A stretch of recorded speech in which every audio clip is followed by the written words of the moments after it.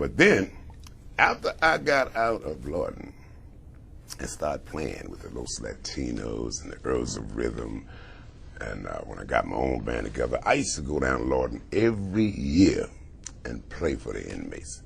That's what they wanted to see me do. And when they see me on TV, they all went off. Oh, I'll bet they did. You know what I mean? I'll bet. Well, you were a success story. Yeah, they said, don't come back here, man. I said, I'm coming back, but it ain't going to be to do no time.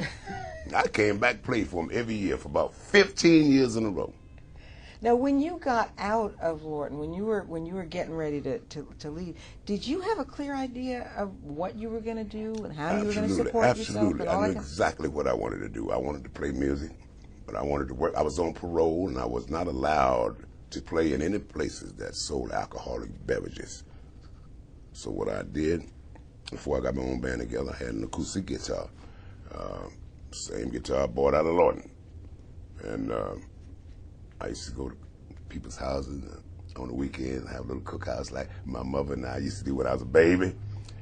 I'd sit in their backyard in that hot sun and play all day long. Barbecue and beer and you know, hot dogs, and you got some liquor there, you know.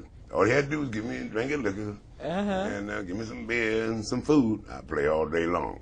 Ain't charge nothing, ain't charge nobody nothing. I didn't want to charge, I just want to get that experience, get the feel of it, and know that I can do this shit. Right, yeah. And so that went on for a while. But now didn't your uncle find a couple of jobs for you? Didn't Yeah, you? Uncle Lonnie. Uncle Lonnie, yeah. He got me a job down there.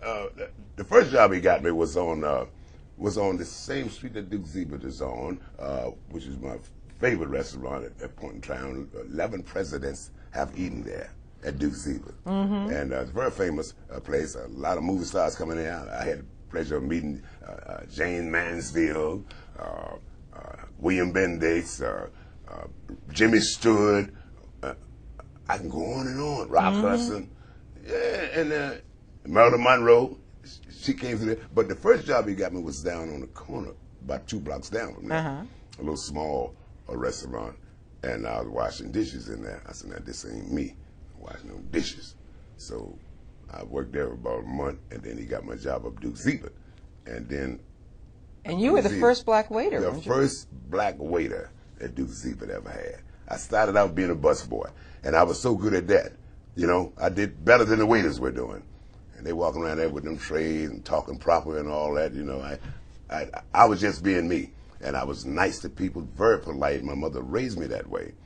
Very respectful and mannerable. And everybody liked me.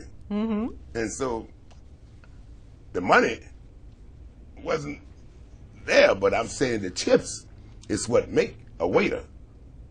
I became a waiter. Duke put me out there to wait tables.